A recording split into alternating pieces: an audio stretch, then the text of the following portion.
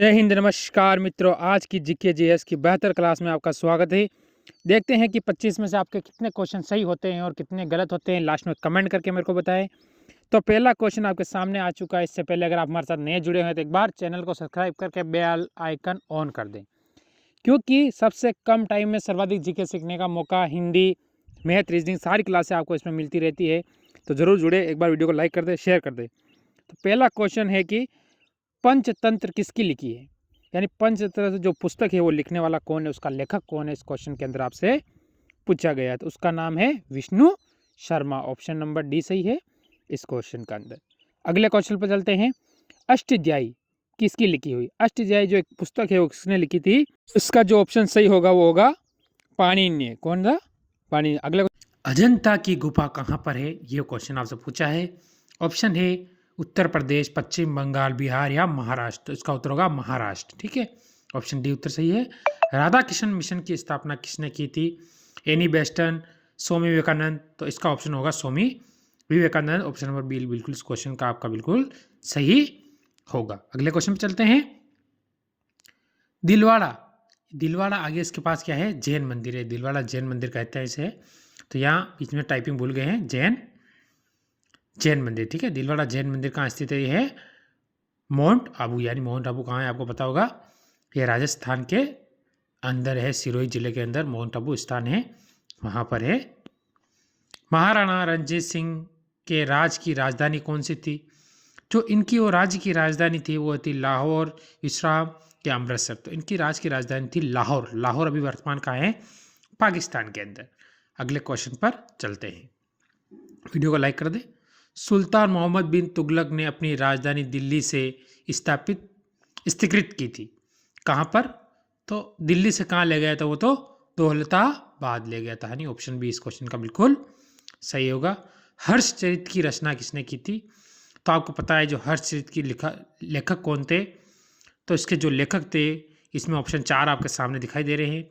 तो इसमें से ऑप्शन नंबर सी बाण भट्ट नहीं है, बाण भट्ट है। क्या है? बाण, यानी टाइपिंग एडिटर ने थोड़ी गलती कर दी है, तो मैं सही लिख देता हूँ।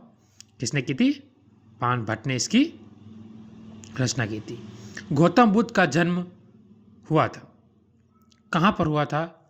गौतम बुद्ध का जन्म हुआ था वो पर कहाँ पर हुआ था? ये था, तो वो था लुम्बिनी।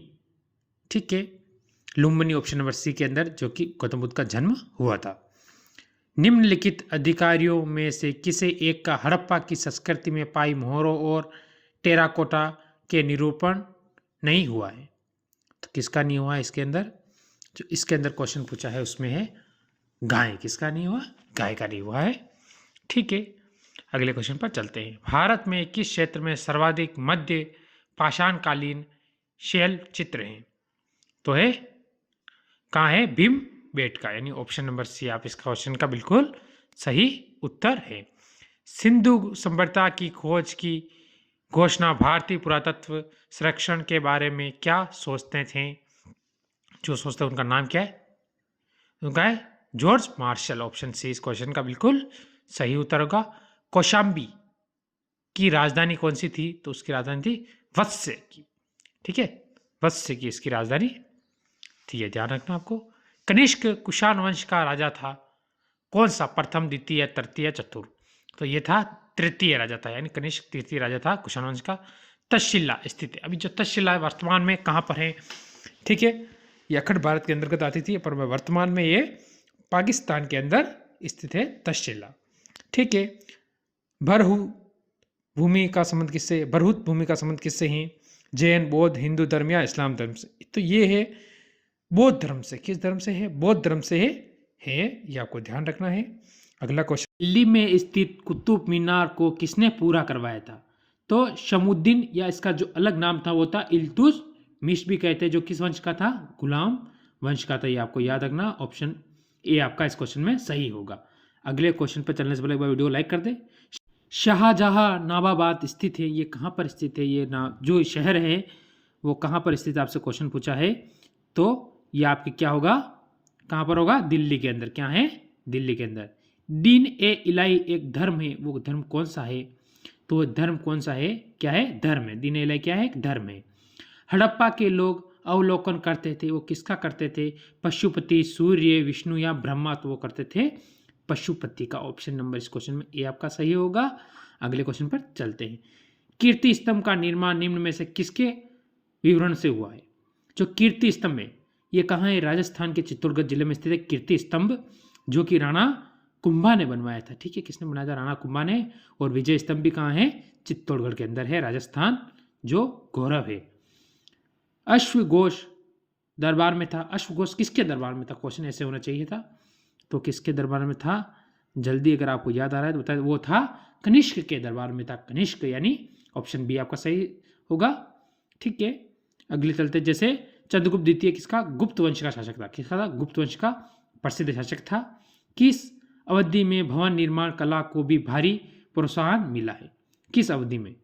ठीक है, जो भवन निर्माण हुए थे वो भारी प्रोत्साहन मिला, तो वो मोहम्मद बिन तुगलक के, यानी मोहम्मद बिन तुगलक के शासनकाल में। रामायण का फारसी में अनुवाद किसने किया था? जो रामायण थी उसका फारसी में अनुवाद किसने किया? तो ऑप्शन 3 होगा अब्दुल कादिर। ठीक है, बयाउद्दीनी, यानी ऑप्शन सी आपका इसमें सही होगा। अगले क्वेश्चन पर चलते हैं। निम्नलिखित में से कौन सा वेद गद्य और पद्य दोनों में लिखा हुआ है? सबसे पुराना वेद तो है ऋग्वेद, यह सबसे पुराना वेद है। और आपको बताए तो इसमें ऑप्शन बिल्कुल आपका सी सही होगा, यजुर्वेद। और सामवेद में संगीत की जानकारी मिलती है। हमें संगीत के बारे में बताने वाला वेद कौन सा है? सामवेद, ये आपको ध्यान रखना है। और ये सबसे नया वेद है। तो कैसी लगी क्लास? अच्छी लगी हो तो लाइक शेयर जरूर करें, और कितने सही हुए मेरे को कमेंट करके जरूर बताएं।